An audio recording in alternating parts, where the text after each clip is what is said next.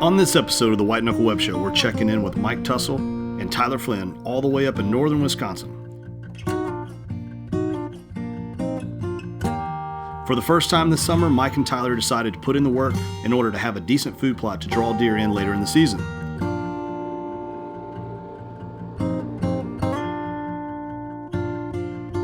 With the help of a few generous family members, they were able to get all the farm equipment they needed to make quick work of their farming for whitetails.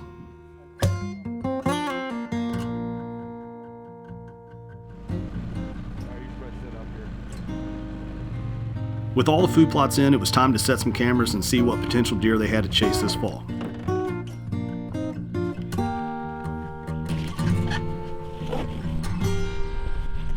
Then before you know it, the leaves started to change. It's early October, and they're headed into the woods to see if all their hard work finally paid off.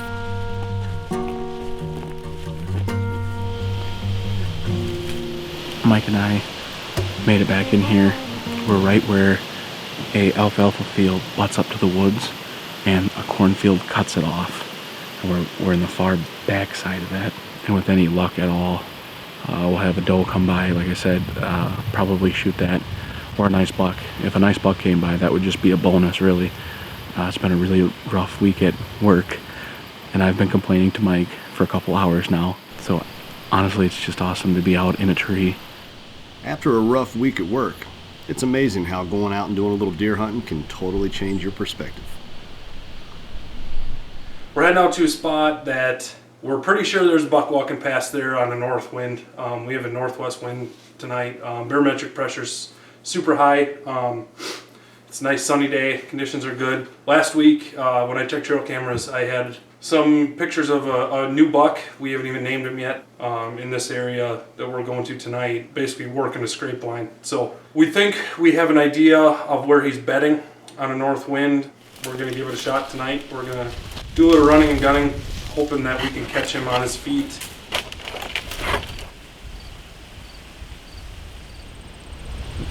This tree stands about 4 yards away from the tree that has my trail camera on that we got a buck, new buck last weekend.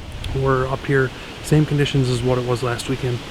What we're hoping is that he's bedding somewhere out there and he's hitting there's a scrape right up above us on the property line that he's gonna hit, and he's gonna come walking down through. There's a spot that goes through this little strip of woods where they drop between the two fields, the upper field and the lower field.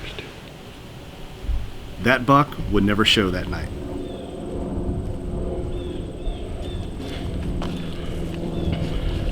Tylor and I are in a spot that we haven't hunted in, it's been at least 2 years since we've been in here.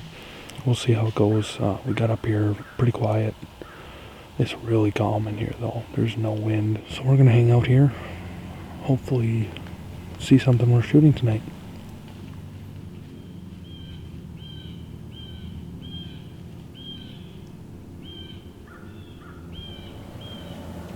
Kyle, look at the sweet owl footage I'm getting you. I can't kill a deer, but at least I get interesting footage. Or is it a hawk? If it's not an owl, I apologize. Didn't mean to get you excited and call it an owl if it's only a hawk. Oh, it's definitely an owl. Nailed it.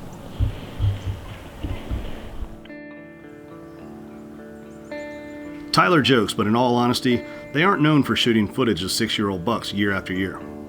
That being said, they do turn in some of the best squirrel, bird, and owl footage you'll ever see. And really, for most of us, that's part of hunting that we love as well. It isn't always about killing a giant deer. Sometimes it's just about watching the woods come alive around you.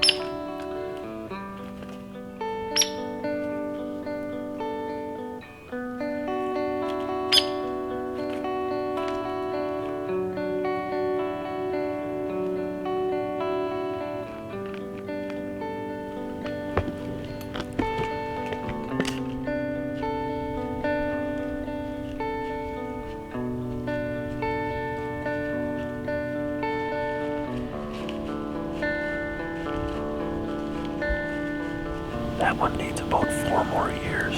He's starting to show promise though. We've got 2 buck fawns bedded in front of us. Pretty sure this is the deer version of what the kids do while mom and dad lock the bedroom door. Yeah, so we're just kind of chilling over here, waiting for mom to bring dad past. Heading to ground blind. The way the season's been going, if we had went where I really wanted to, we'd have got up in the tree and we'd have had a big buck at 10 yards, but it'd have been through so much brush that I wouldn't have been able to get a shot anyway. Now, what did he just say? Big buck at 10 yards, but it'd have been through so much brush that I wouldn't have been able to get a shot anyway. This actually might be some foreshadowing of what's going to become reality later on that season. So I'm going to the place where, as long as they're within 30 yards, there shouldn't be anything in the way. If doe comes through super early, I might even take a whack at that.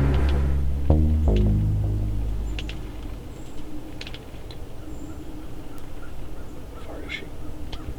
Right there, like 40. I think she's gonna go in right here too. Yeah, she's going in.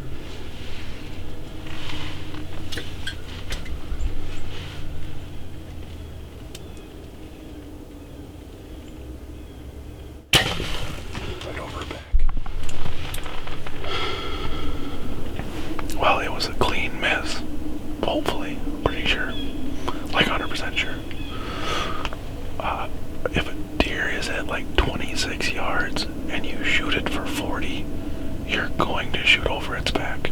Like, every time. That's the lesson learned here. Yep, and that's a swing and a miss. Tylor would learn a very valuable lesson here. You must practice your bow standing up and sitting down. That's a pretty decent deer, Tylor. That's that 8. He's all busted up though. Which 8? The 3.5-year-old 8? Where's that can? It's in my chair.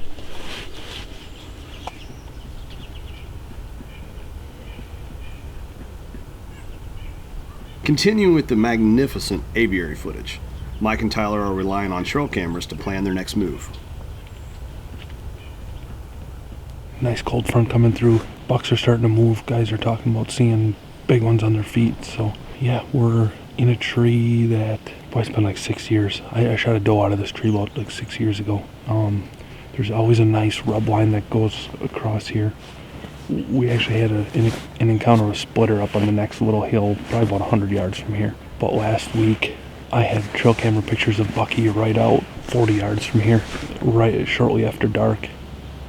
So I'm hoping he's going to cruise along here somewhere, trying to scent check this entire draw as the wind blows this way. So.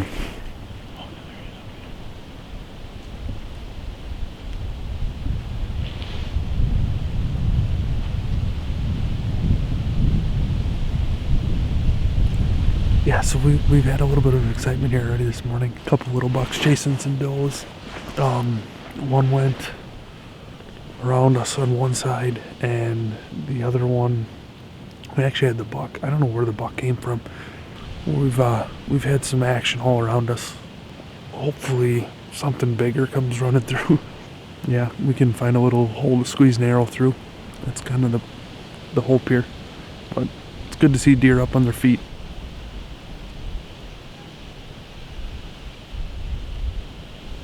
We're still in the tree. It's quieted down a bunch now. I would say our deer count's up to about 15, but it's probably the same 5 or 6 deer that we keep seeing. So, this is what it is.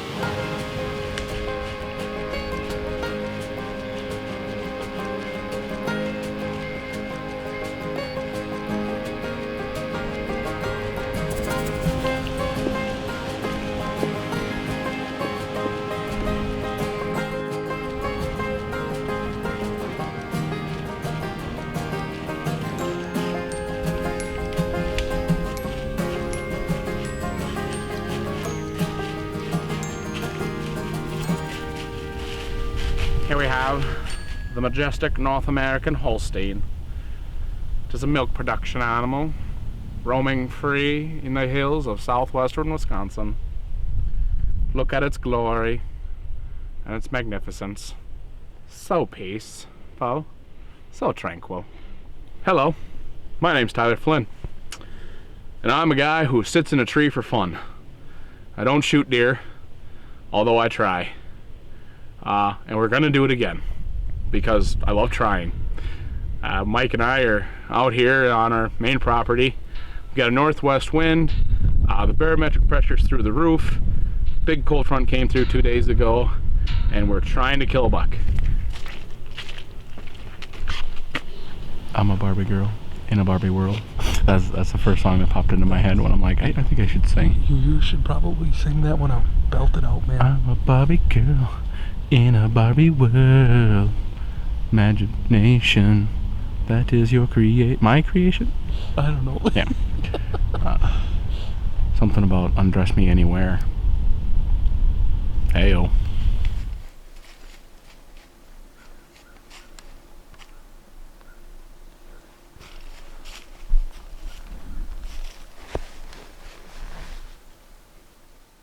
Had a big snowstorm come through last night. Probably got about 4 or 5 inches of snow. Came into a draw that Mike and I used to sit, and it's the same about 20 yards from where I killed my buck 5 or 6 years ago now.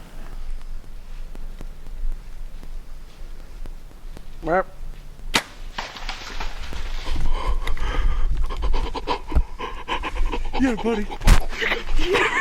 Oh my god. Oh my god, that just happened. That definitely just happened. Oh my god.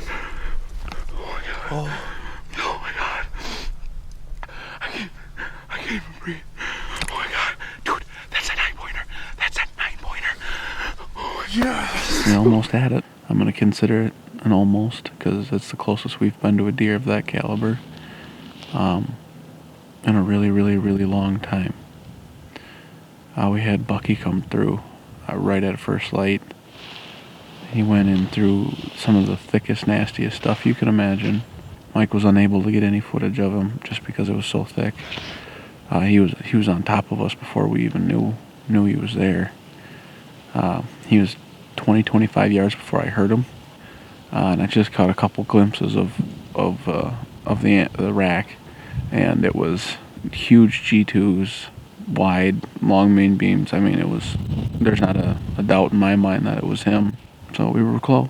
We were real close. We just needed him to come about 10 yards closer. In between Packers games and consuming cheese curds, these guys would continue to hunt deer.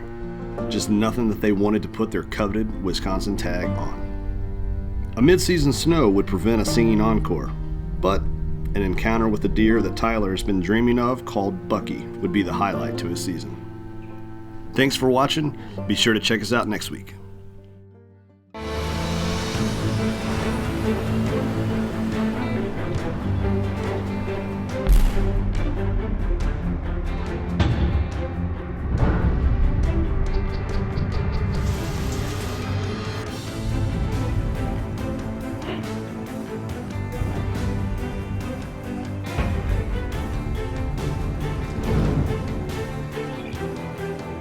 Tecumseh Seeds grows big bucks.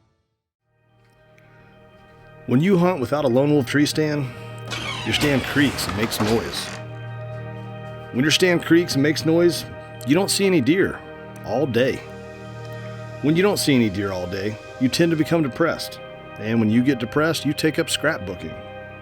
When you take up scrapbooking, you put together a collage of other people's deer. Don't take up scrapbooking. Use Lone Wolf Tree Stands, your silent partner.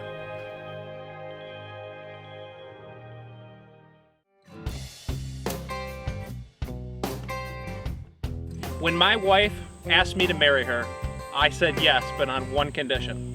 Only if it was out of a Lone Wolf tree stand. They are truly the best tree stand there is on the market. In my mind, if there weren't Lone Wolf, I guess I'd hunt out of a crick in a tree because, you know, they are the best. They're quality, they're made in America, and their customer service is also just outstanding. It's our silent partner. It enables us to get into the stands sets without making noise. They're lightweight, the versatility, being able to pack them in, and then to get in any type of tree. It doesn't matter if it's a oak, a locust, a cedar. You can adapt their stands to any kind of angles and different angles to get all your shots that you need. There's only one tree stand I ever have used and I have ever believed in. And from that day, about 17 years ago, Lone Wolf. Best product out there for the money. There's not another tree stand that I trust my life with. I appreciate my Lone Wolf stands more and more and more for the safety, the ease of setup, the accessories that come with them. I love my harness, I love the safety ropes. More and more, I do not want to climb up into something that makes my hair stand up, where when I was a kid it didn't bother me a bit. I think a lot more about that now, and I want to go home in one piece, and I appreciate those things more and more and more the more I do.